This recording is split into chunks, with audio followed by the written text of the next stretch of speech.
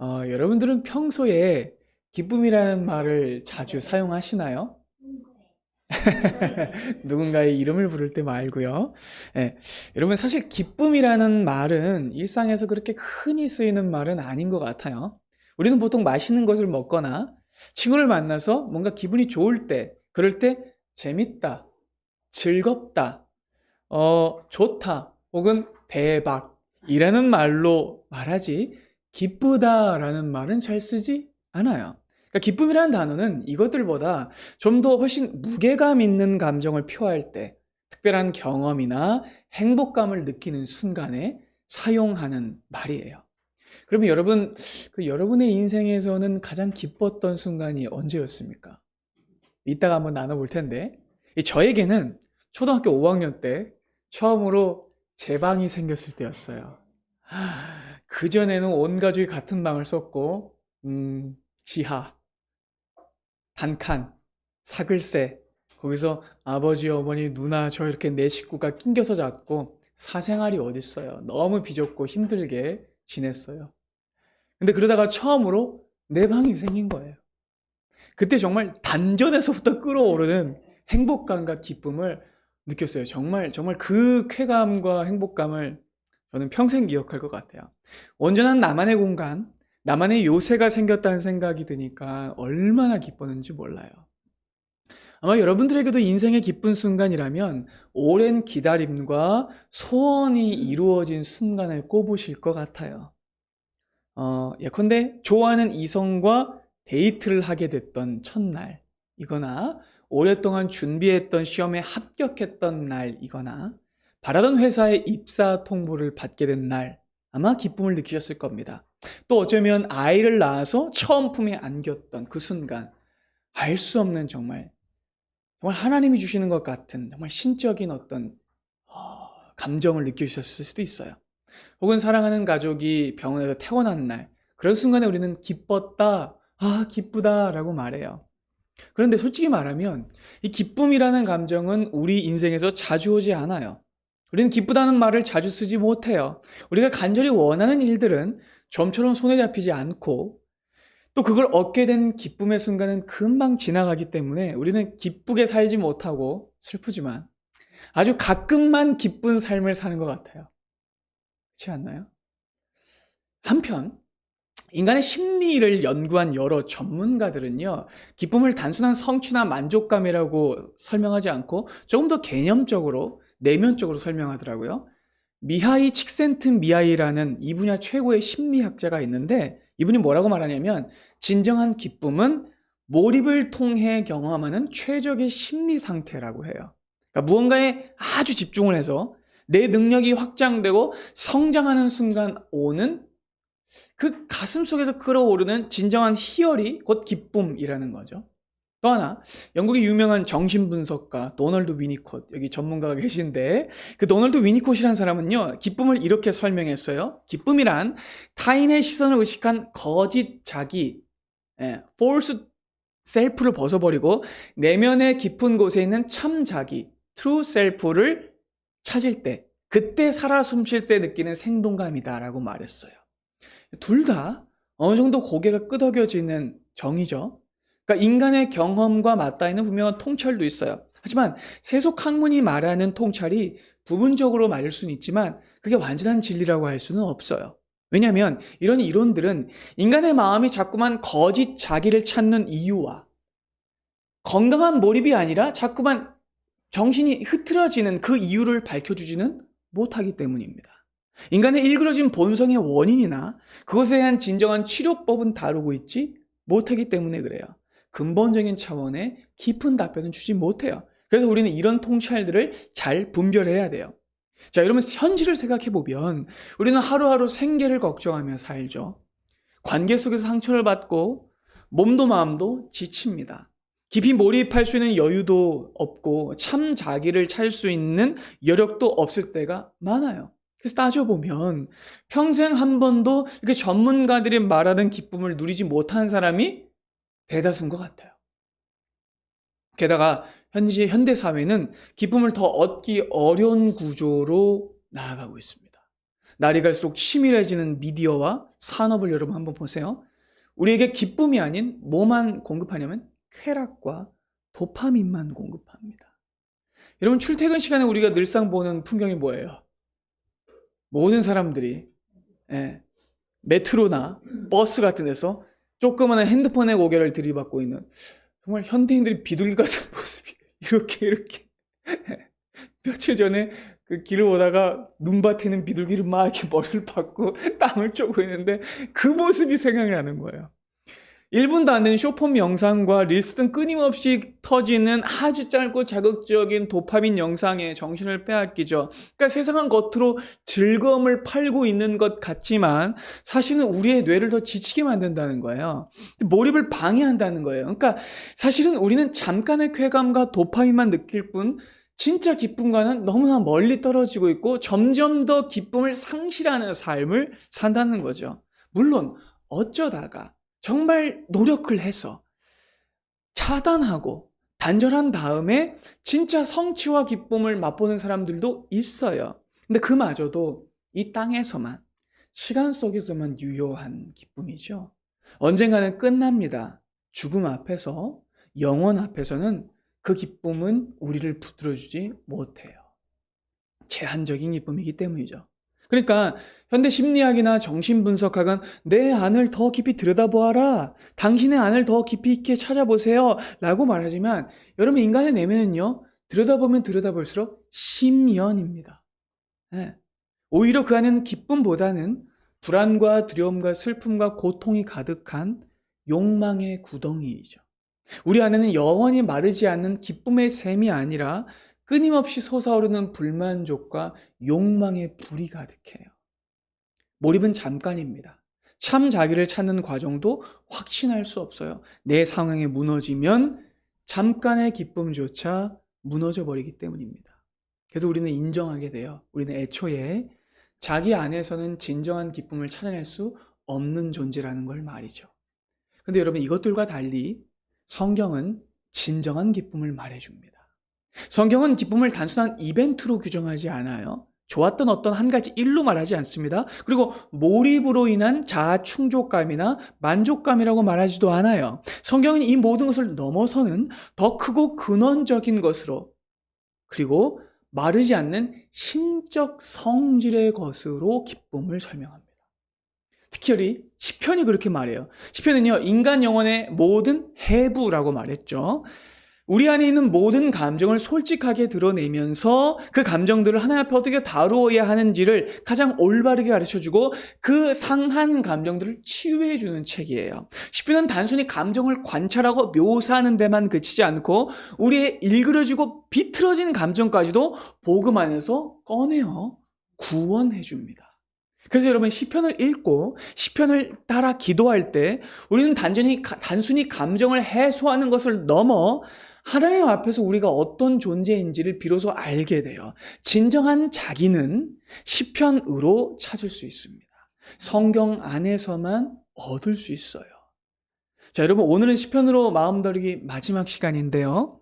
마지막 시간인 만큼 이 기쁨이라는 감정을 통해서 우리가 지금까지 다뤘던 모든 감정들을 총망라해보고 정리해보고 통합해보려고 합니다. 자, 지난 몇 주 동안 우리는 시편으로 마음 다루기라는 주제 안에 여러 감정들을 살펴봤어요. 그리고 감사라는 걸 빼고는 대부분이 좀 부정적인 감정이었죠. 슬픔, 두려움, 의심, 분노 같은 것들이었는데 이것들을 어떻게 하나님 앞에 기도로 올려드릴 것인가에 대해 배웠어요. 그리고 여러분 이 모든 부정적인 감정들은요. 우리의 영혼을 병들게 하는 독소 같아요. 그렇죠? 그래서 마음속에 그냥 쌓아두면 우리의 영혼이 질식할 수 있어요. 망가질 수 있습니다. 그래서 이것들은요. 솔직하게 하나님 앞에 토해놓고 맡기고 쏟아놔야 한다고 했습니다. 그래서 말하자면 이 감정들은요. 일종의 날숨같이 해야 되는 거예요. 그리고 이 감정들은요. 우리 영혼에서 반드시 분출해야 되는 이산화탄소 같아요. 깨달아지시죠? 자, 그런데 여러분 오늘 우리가 살펴보려는 기쁨은요. 방향이 달라요. 결도 다릅니다. 여러분 기쁨은요. 우리가 하나님 앞에 가서 털어놓고 버려야 하는 감정이 아니라 하나님 앞에 가서 받고 되찾아야 하는 감정이에요. 방향이 다르죠? 그러니까 여러분 기쁨은요, 들이마시는 공기, 들숨과 같아요. 영혼의 산소와 같습니다. 여러분 우리는 하나님 앞에서 내쉬어야 하는 것도 있고 들이마셔야 하는 것도 있는데 이 영적 호흡을 제대로 해야만 우리의 영혼이 건강하게 작동할 수 있는 거예요. 자, 오늘의 본문인 시편 4편은요, 바로 이 점을 바로 보여주는 시예요. 다윗은요, 매우 극심한 위기의 순간에 처해 있어요. 그는 쫓기고 있고 불안해하고 있고 칼이 목에 들어오고 있는 상황이에요. 시편 3편과 연결되어진 시로 보여지는데 다윗은 또 도피길에 있는 중이에요. 아마 압살롬의 그 반란을 피해 도망치는 중인 것 같습니다. 그는 죽음의 위기, 극도의 공포, 엄청난 불안에 시달리고 있어요. 근데 놀랍게도 다윗은 이 마지막에 가보면 하나님께서부터 무엇을 받고 있냐면 기쁨을 받고 있어요. 그리고 어떻게 가능했을까요? 어떻게 그는 이런 상황 속에서도 주께서 내 마음에 두신 기쁨이 매우 크다고 고백할 수 있었을까요? 본문을 통해서 우리가 배울 수 있는 건 세 가지입니다. 첫 번째, 여러분들의 마음에 기쁨이 없을 때 그 마음을 그대로 먼저 하나님 앞에 가지고 가야 된다는 겁니다. 통합적이죠? 지난 모든 내용이 다 합쳐집니다. 두 번째, 복음을 중심으로 상황을 재구성하고 재해석해야 된다는 거예요. 세 번째, 하나님이 주시는 것으로 마음을 가득 채워야 한다는 겁니다. 네. 풀어 말하자면 첫 번째, 부정적인 감정을 날숨으로 분출해야 됩니다. 두 번째, 호흡을 가다듬고 재정렬해야 돼요. 세 번째, 기쁨이라는 들숨을 들이마셔야 되는 거예요. 자, 첫 번째로 보죠. 여러분의 마음에 기쁨이 없을 때 여러분들이 가장 먼저 해야 할 일은요, 그 상한 마음을 있는 그대로 하나님 앞에 나오는 거예요. 펼쳐야 하는 겁니다. 1절 보겠습니다. 내 의의 하나님이여, 내가 부를 때 응답해 주십시오. 곤란 중에 나를 너그럽게 하셨사오니 내게 은혜를 베푸사 나의 기도를 들으소서라고 그는 외치고 시작합니다. 자, 다윗은 가장 먼저 하나님을 뭐라고 부르고 있냐면 내 의의 하나님이라고 부르고 있어요. 자, 여러분 언제나 시작이 중요하다고 말씀드렸죠. 제가 지난주에 이렇게 말씀드렸어요. 하나님 앞에 우리의 마음을 얼마든지 솔직하게 털어놓을 수 있지만 신경질적으로 감정 쓰레기통으로 하듯이 하나님께 말하면 안 된다고 말씀드렸어요. 가장 먼저 하나님 앞에 경외와 찬양과 관계를 고백하는 말로 하나님을 부르고 시작해야 한다고 했어요. 다윗은요, 가장 먼저 이때까지 자기를 도우셨던 하나님을 의의 하나님으로 부르고 있는데, 여기서 하나님의 의란 단순히 도덕적인 착함을 말하는 것이 아니라 하나님이 언약에 신실하신 분이라는 뜻이에요. 하나님은 자기 백성을 버리지 않고 다윗아, 내가 너를 선택했다, 내가 너를 굳세게 하겠다, 내가 너를 붙들겠다 라고 말씀하셨던 그 약속을 어기지 않는 하나님이시라는 거예요.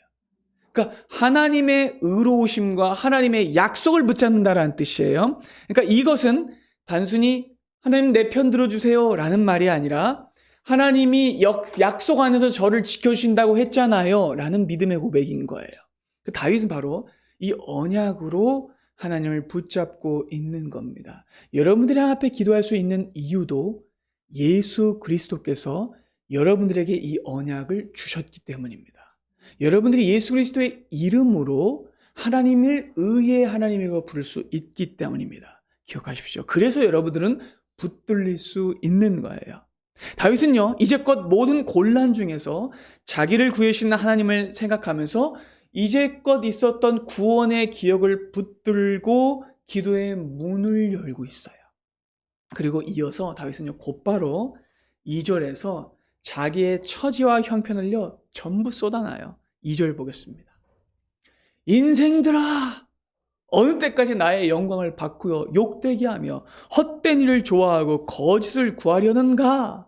다윗은 이번에도요, 정죄되거나 점잖은 표현을 하지 않고 자신의 억울함과 분노와 수치를 마구 쏟아내면서 하나님 앞에 외치고 있고, 또 하나님 앞에 뿐만이 아니라 사람들에게까지 믿음의 말로 말하고 있어요. 여러분, 이걸 절대로 생략하면 안 돼요.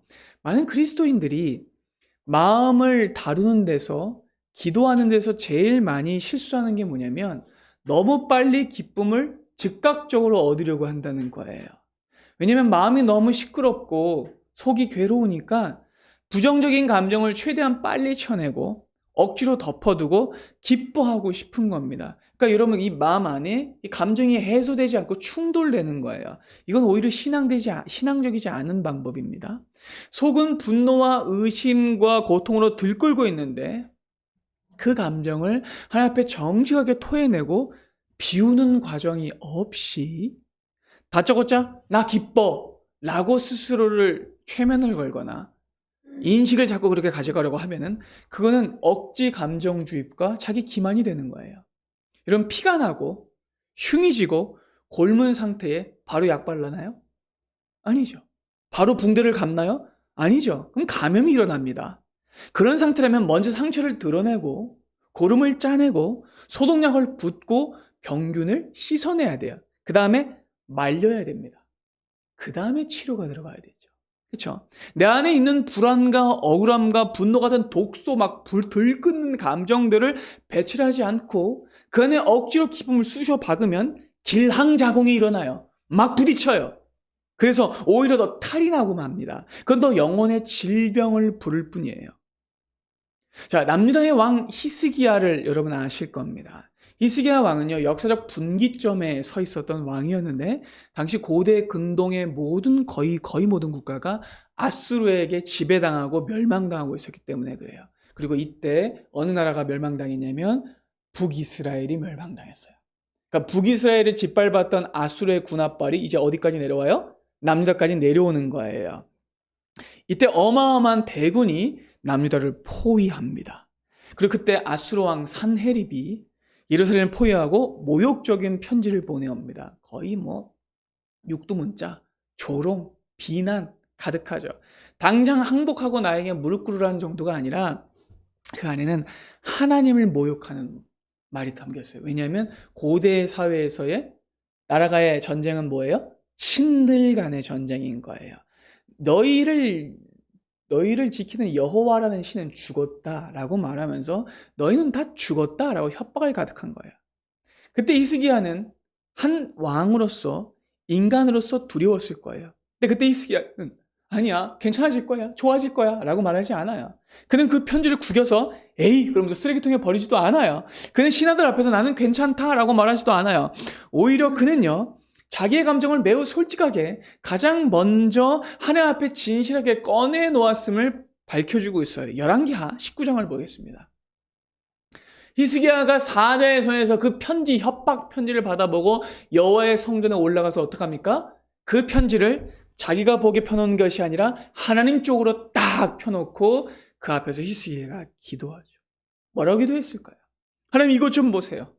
저놈들이 주님을 모욕합니다. 저를 이렇게 협박합니다. 다른 나라는 다 멸망했다고 말하고 아수르 왕에게서 구할 수 있는 신은 없다라고 말합니다. 그러나 하나님 그렇지 않습니다. 우리를 구할 수 있는 분은, 우리에게 진정한 기쁨을 줄 수 있는 분은, 구원을 줄 수 있는 분은 여호와 하나님뿐입니다 라고 기도했어요. 그리고 그렇게 그가 하나님 앞에 나아가 자기의 기쁘지 않은 현실을 쏟아놓고 간구했을 때 그는 응답받았습니다. 그날 밤 18만 5천 명이란 대군이 하룻밤에 하나님의 은혜로 하나님의 천사들에게 몰살당하는 일이 벌어져요. 자, 그때 히스기야와 백성들이 누렸던 것은요, 단순한 안도가 아니라 하나님이 행하신 구원으로 인한 기쁨이었어요. 다윗도 지금 그렇게 하고 있는 거예요. 자기를 협박하고 모욕하고 자기에게 막 넘어지게 하는 그 말들과 그 두려움과 분노를 하나님 앞에 숨기지 않고 전부 털어놓고 있는 거예요. 만약 여러분 안에 있는 고통과 눈물과 어려움을 하나님 앞에 가장 먼저 쏟아놓지 않는다면 여러분은 기쁨으로 갈 수 없어요.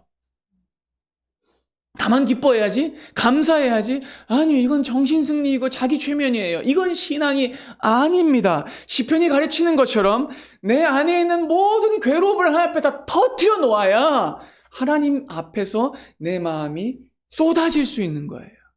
여러분의 마음에 아픔과 기쁨 없으면 하나님 앞에 온전히 쏟아놓고 정직한 토로와 날숨이 있어야 여러분 안에 있는 독소가 빠져나가는 거예요.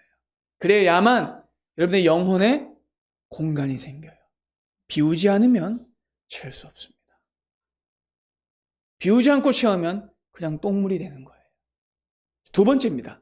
이제 충분히 여러분들이 그 하나님 앞에 모든 것을 털어놓았다면 복음을 중심으로 상황을 재구성하고 재해석하는 건데 바로 호흡 고르기예요.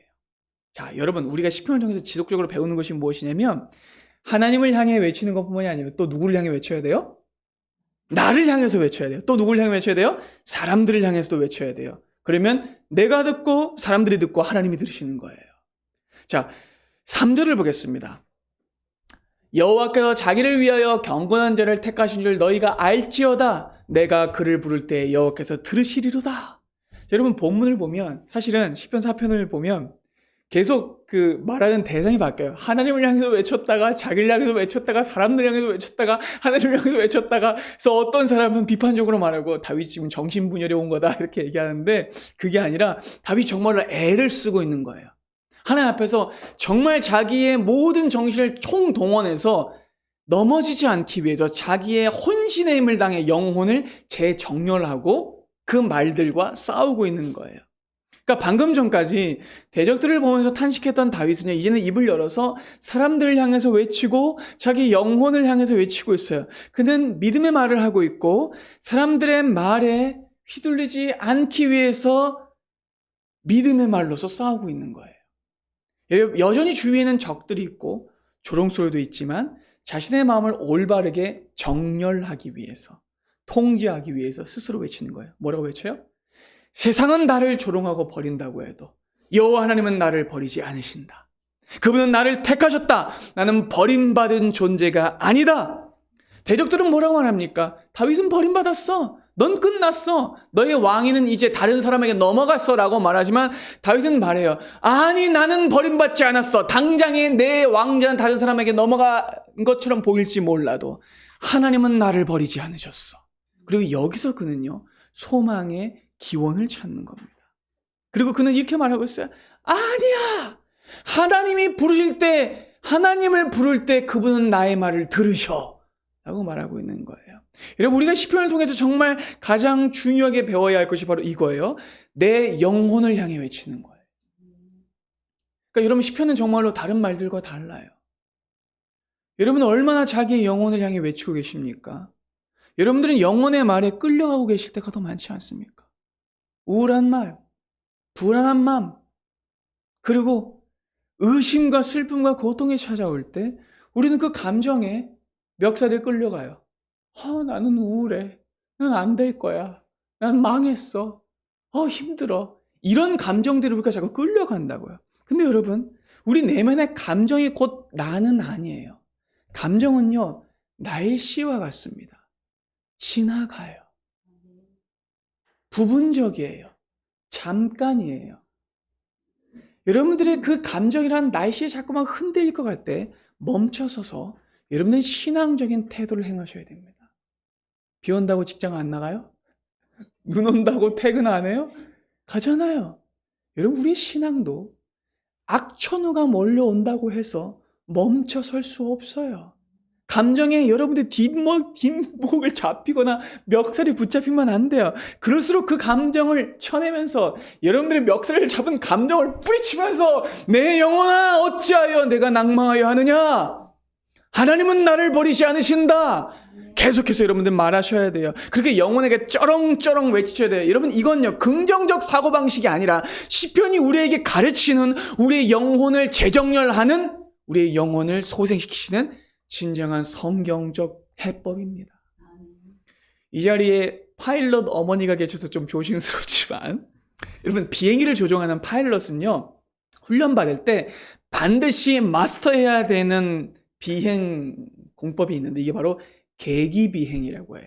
뭐냐면 앞을 보고 창밖을 보고 구름을 보고 하늘을 보고 그렇게 비행을 하는 게 아니라 계기판만 보고 비행을 하는 거예요. 진짜 순전히 계기판만 보고. 이걸 왜 배우냐 하면 맑은 날에는 눈으로 지평선을 볼 수 있어요. 눈으로 땅과 하늘의 경계를 볼 수 있어요. 근데 아주 짙은 구름 속을 지나가거나 칠흑 같은 밤바다 위를 지나가거나 그럴 때는 그게 힘들다고 해요. 아무리 정신이 맑다고 해도 이런 상황에 계속 노출되면 조종사들이 뭘 겪느냐면 공간 정위 상실이라는 걸 겪는답니다. 전문 용어죠. 무서운 현상이에요. 예전에는 비행 착각이라는 말로 썼다는데 이렇게 하면 그 파일럿들의 개인의 잘못인 것처럼 여겨져서 인식에 대한 장애이기 때문에 공간 정의 상실이라는 말로 바뀌었다고 해요. 그러니까 눈에 보이는 기준점에 대한 인식이 제대로 안 잡히니까 몸의 평형 감각이 교란되는 거라고 해요. 그래서 수평으로 잘 날고 있는데도 마치 비행기가 거꾸로 뒤집혀서 날아간 것처럼 느껴진대요. 그래서 공포감이 든답니다.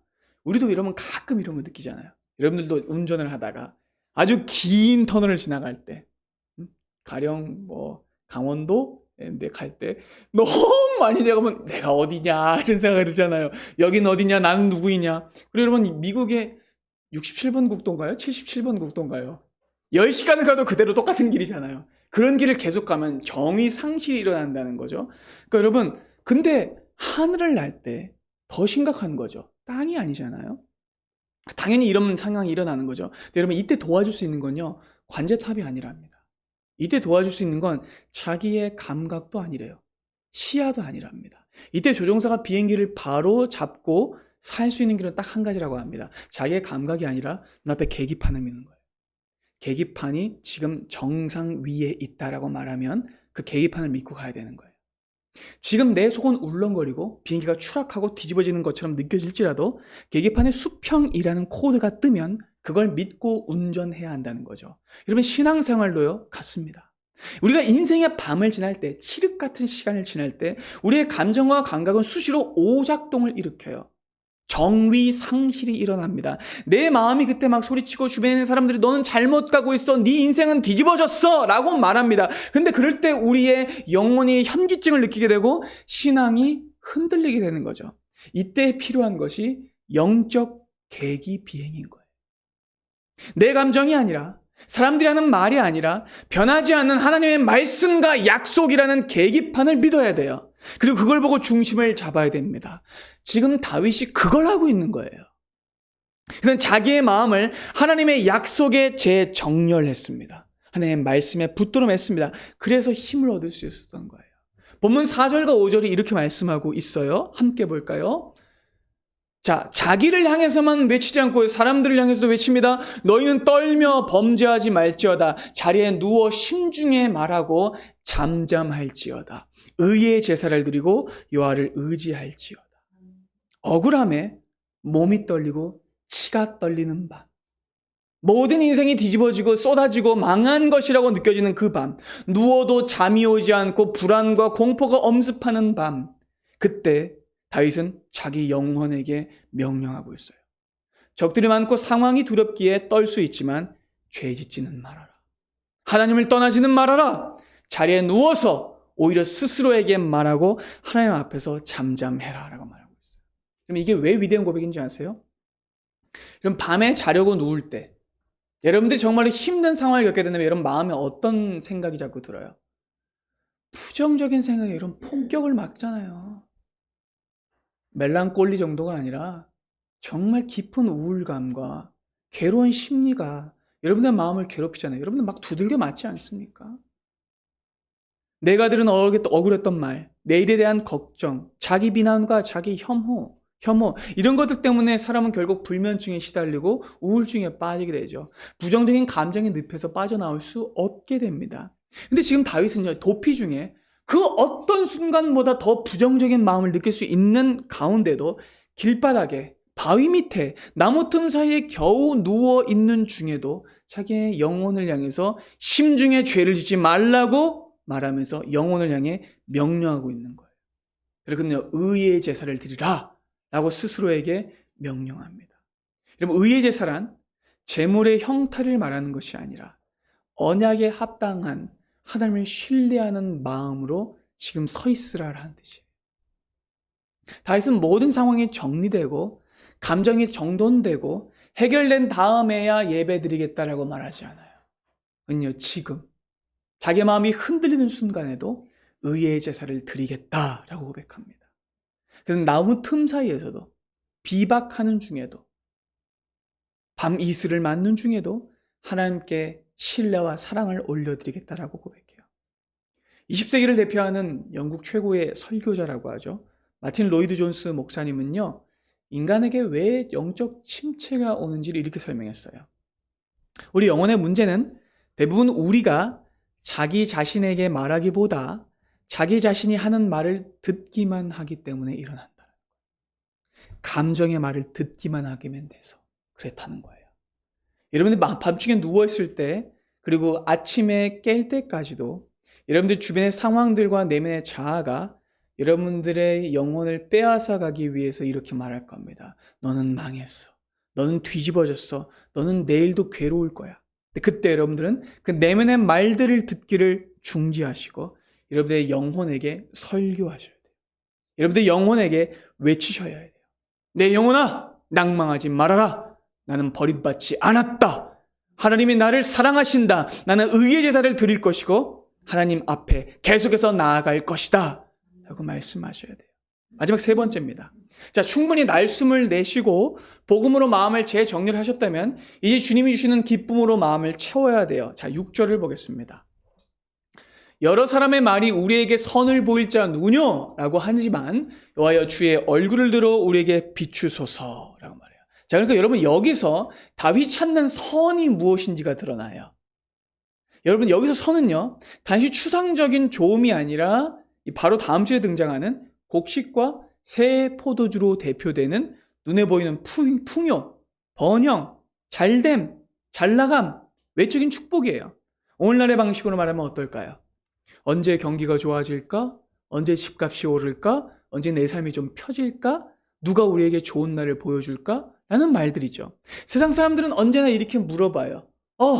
우리에게 선을 행할 자는 누구지? 그래서 그들의 기쁨은 언제나 상황이나 조건이나 성취나 물질에 걸려 있어요. 하지만 다윗은요, 사람들이 그렇게 말하는 것과 정반대되는 말을 합니다. 그는 마음을 재정렬했기 때문에 진짜 선이 눈에 보이는 물리적인 안전함과 풍요로움이 아니라 하나님의 얼굴에 빛을 비추심에 있음을 고백하게 되는 거예요. 그러니까 하나님의 임재 자체가, 하나님의 얼굴이, 하나님의 사랑이 진정한 선이라는 겁니다. 그래서 마침내 이런 고백이 나오게 되는 거예요. 본문의 핵심이자 성경이 말하는 기쁨의 정점입니다. 7절 보겠습니다.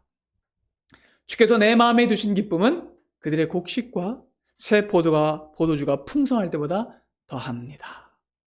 여러분, 주님이 기쁨을 어떻게 하셨다고요?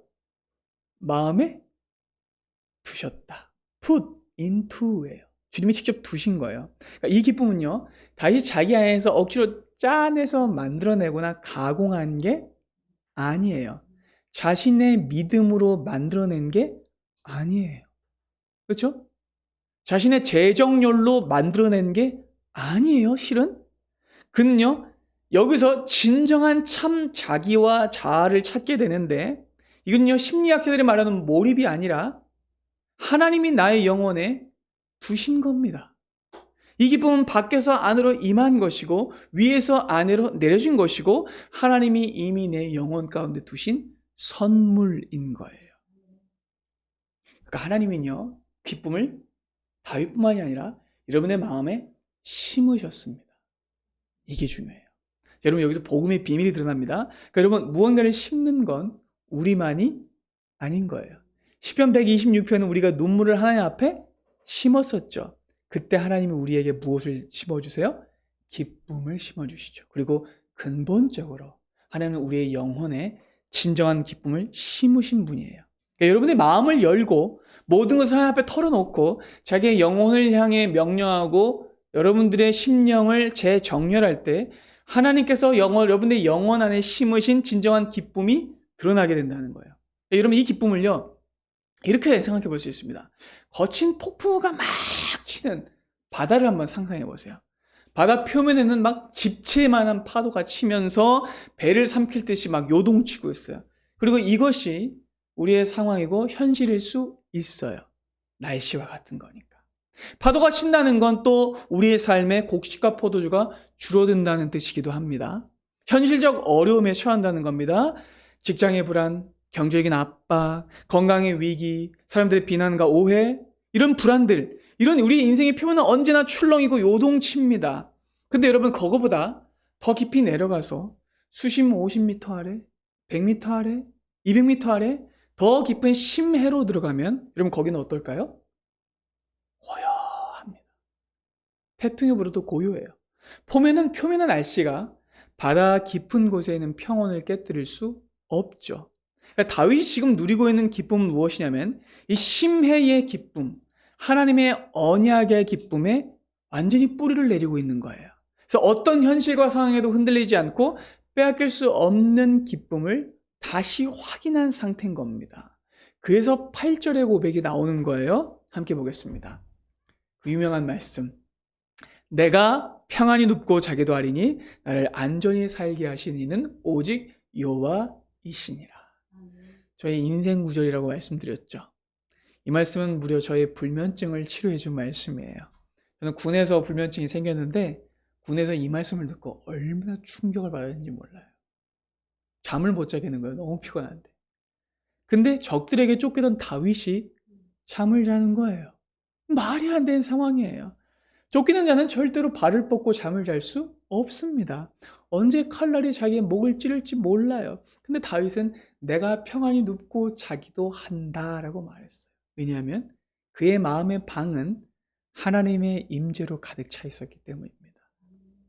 비록 그는 자기의 방에서 쫓겨났을지 모릅니다. 자기의 왕좌에서 쫓겨났을지 모릅니다. 그러나 그것이 광야 한가운일지라도 바위 아래일지라도 냄새 나는 그냥 진흙구덩이 같은 곳일지라도 그곳은 하나님만 함께 하시면 안전한 방이 될 수 있습니다.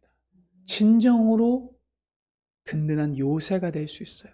그러니까 어린 시절 제가 처음으로 방을 가지게 됐을 때 왜 그렇게 기뻤을까를 생각해 보면 이것이 하나님께서 처음부터 제 안에 심어 놓으신 진정한 집을 향한 갈망이 아니었을까라는 생각이 들어요.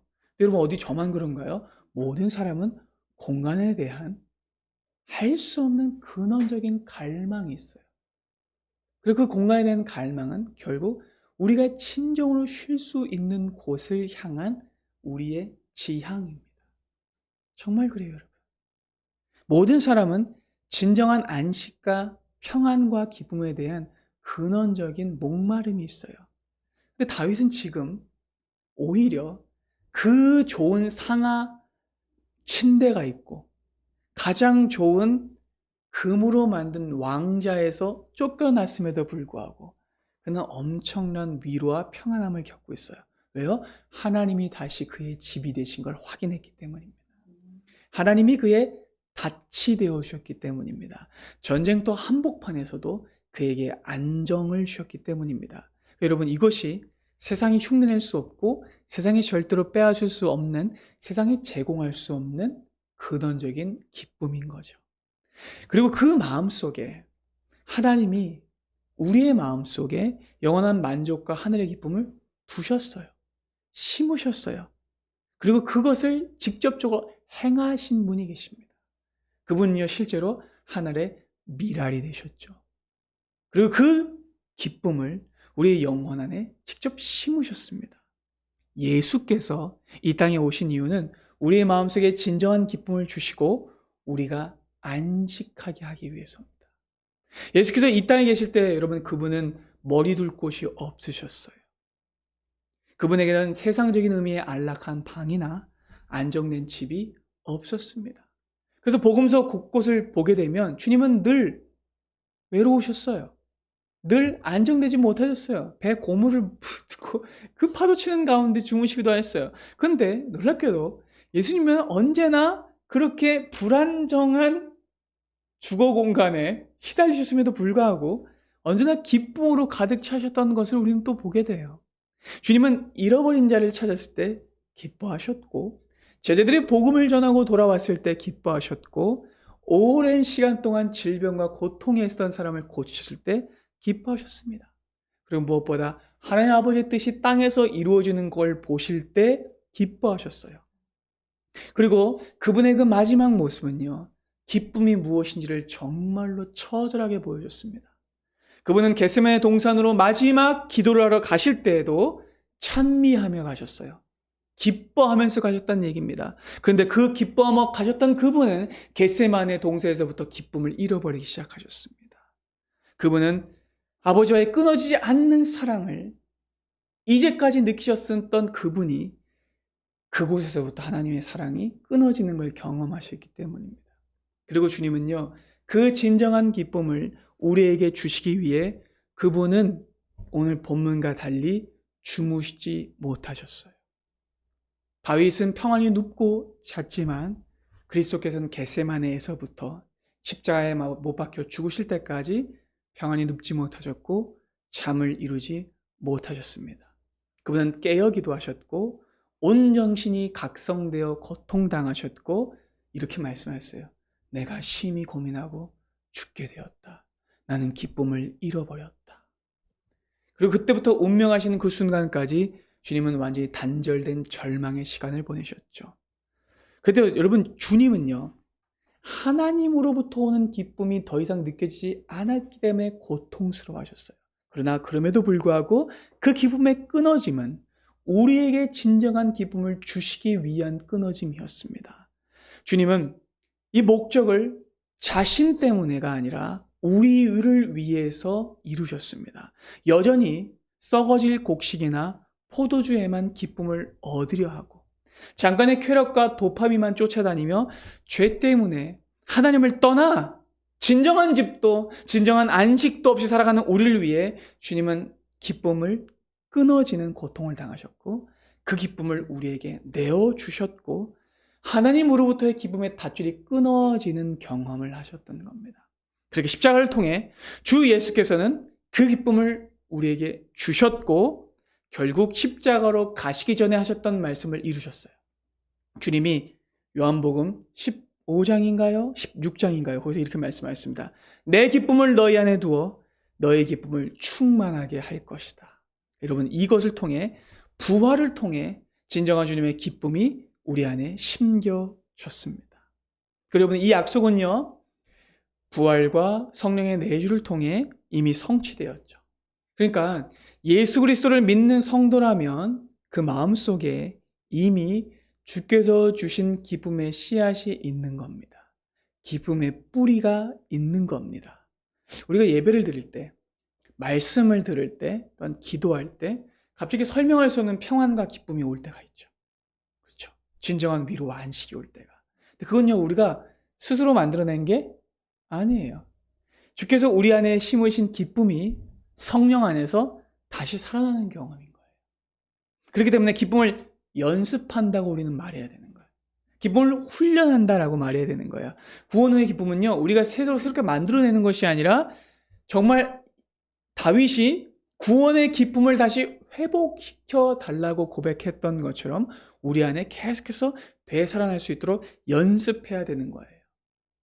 이러면 우리는 계속해서 기쁨을 잃어버리고 흐릿해져 가고 가려지는 우리의 마음을 깨워서 은혜를 기억하고 돌아보고 되살리는 훈련을 해야 돼요. 그게 바로 안개가 자욱한 현실 가운데서도 여전히 내 생명의 뿌리인 그 기쁨인 영적 계기판을 바라보면서 하나님을 바라봐야 하는 우리의 신앙의 길인 것이죠. 사랑하는 여러분, 진정한 기쁨은요, 한 번의 감동으로 끝나는 일이 아니에요. 주께서 여러분의 마음에 두신 그 기쁨은요, 신앙의 훈련으로 더 견고해지고 풍성해지고 깊어집니다. 그리고 그 뿌리로부터 나와 열매가 됩니다. 사실은요, 그리고 이 훈련조차 우리의 힘으로는 또 불가능해요. 누구의 도움이 필요할까요? 성령님의 도움이 필요합니다. 기쁨의 영이신 성령께서 우리의 눈을 열어 십자가 사랑을 다시 보게 하실 때 우리는 내 의의 하나님을 의지할 수 있습니다. 그리고 성령의 음성을 듣고 말씀을 통해 우리는 우리의 마음을 재정렬할 수 있어요. 그리고 성령께서 도우실 때 여러분들의 마음에 주님께서 두신 그 구원의 기쁨의 뿌리가 여러분들의 삶을 단단히 잡아줄 겁니다. 그러니까 여러분들의 현실을 하나님 앞에 정직하게 고하시고 여러분들의 감정이 아닌 하나님의 언약을 믿고 성령을 의지하십시오. 그렇게 할 때 세상의 곡식과 포도주가 끊기고 파도가 계속 치는 가운데에서도 여러분의 마음속에 깊이 있는 진정한 기쁨의 뿌리가 여러분의 삶을 붙잡아 줄 겁니다. 새롭게 시작되는 이 한 주간 세상의 조건이 주는 쾌락이 아니라 주께서 여러분들의 마음에 두신 그 기쁨이 흔들리지 않는 경험을 하며 누리고 살아가는 은혜가 우리 모두에게 있기를 바랍니다. 기도하겠습니다.